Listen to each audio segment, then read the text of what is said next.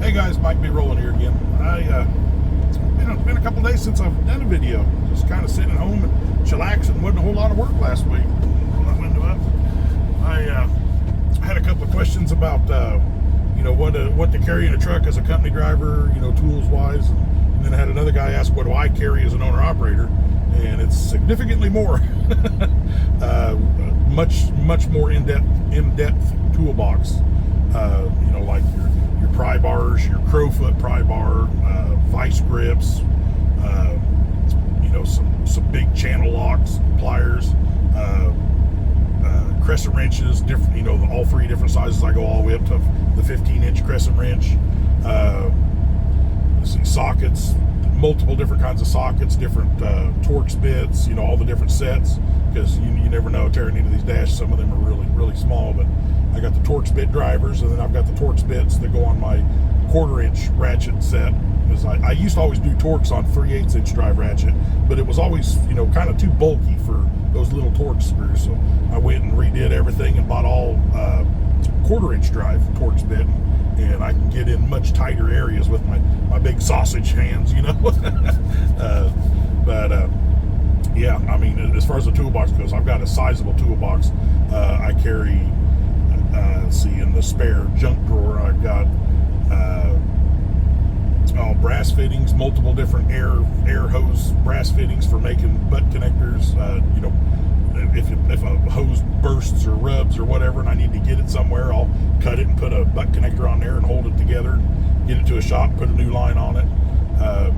They're not legal to run down the road like that with a butt connector on it, but if you need to get somewhere to get a new line, it's a hell of a lot cheaper to use a butt connector and then replace your line and take your butt connector back off. Your little ferrule there is going to be stuck on the line, but everything else is good. Just extra ferrules in there so you can reuse that butt connector. But yeah, butt connectors, my electrical bag that's got all sorts of the electrical butt connectors, different size electric wire, strippers, crimpers, little torch for shrinking the heat wrap. Let's see, man. Fuel filter wrench, so I can change my fuel filters. Little 1-gallon can of diesel in the side box. So once again, changing fuel filters, side of the road, whatever. You never know when it's going to clog up. I carry liquids. My diesel 911. I carry at least 2 gallons of oil, 2 gallons of antifreeze.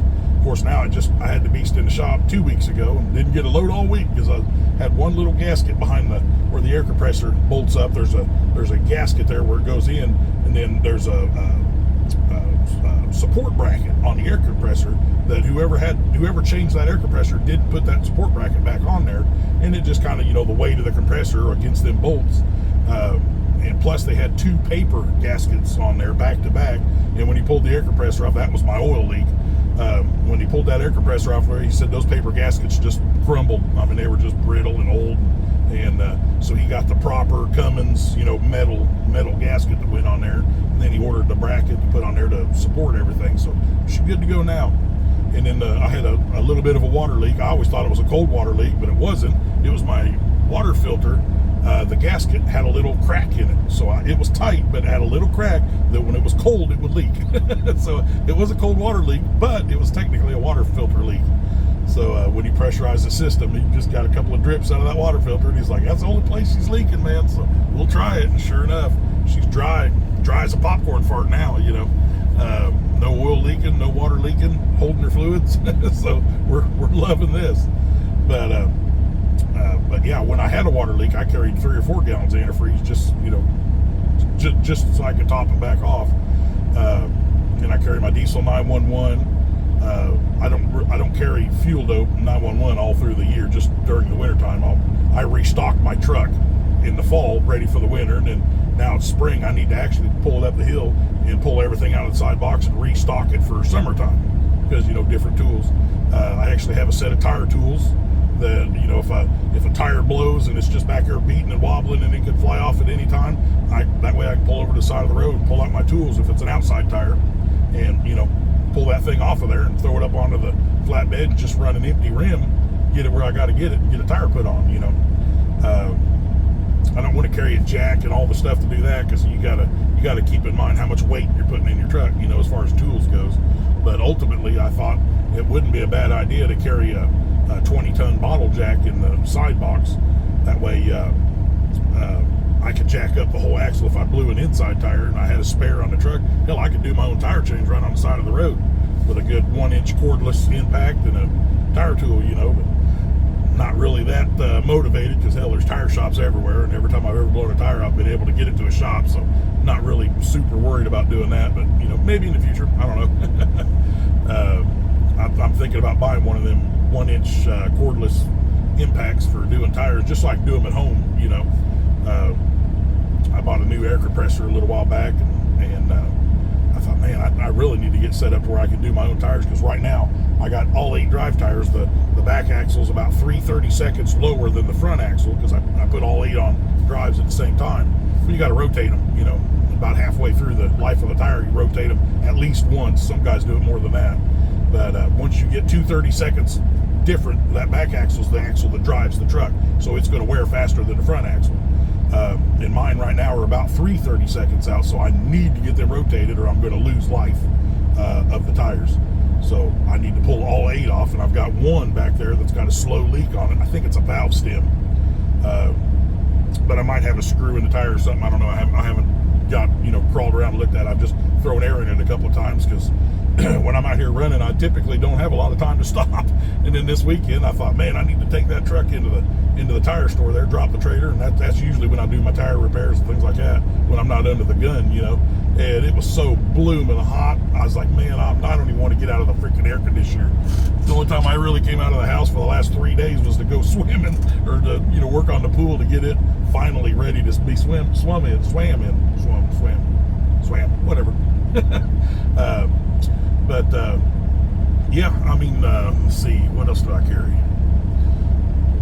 Your WD-40 PB Blaster, all your typical stuff for loosening up age-old bolts, especially running older trucks. You got bolts that's been on there for a lot of years, you need some good chemicals. WD-40 has a good penetrating compound now too. They got a lot of, they've kind of broadened their lineup on chemicals, and but I've been a PB Blaster person for as long as I can remember. So in my shop, in my truck, anywhere you look, I've got WD-40 and PB Blaster. With those 2 things right there, you can pretty much get any nut, bolt, anything you need off.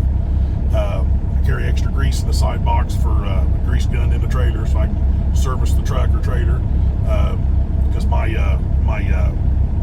Conestoga tarp, I have the quick draw. There's multiple. There's fast track, quick draw, and tarp group, and there's multiple different makers of that Conestoga style tarp.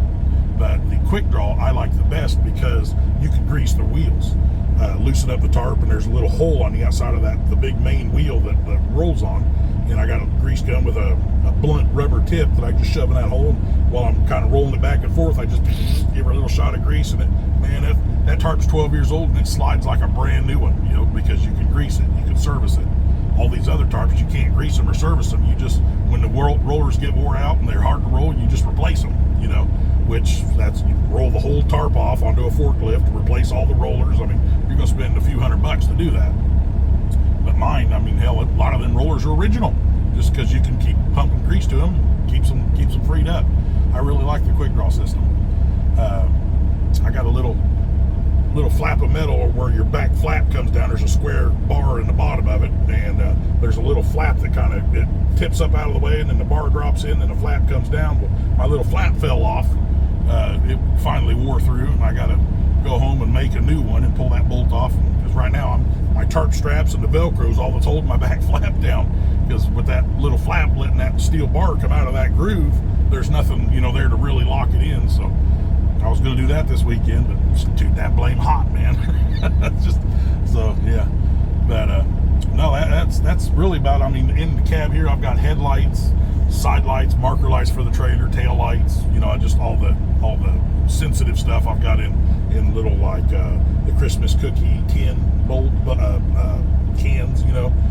Up here in the bunk on a padded thing, where it doesn't just sit there and just shake the bulbs to death. They're all in wrappers in a padded can. I've got a little piece of carpet in the bottom of that can, and then it sits on a piece of carpet in the shelf there, so it's as padded as it can be, so that it doesn't wear those bulbs out and not being used.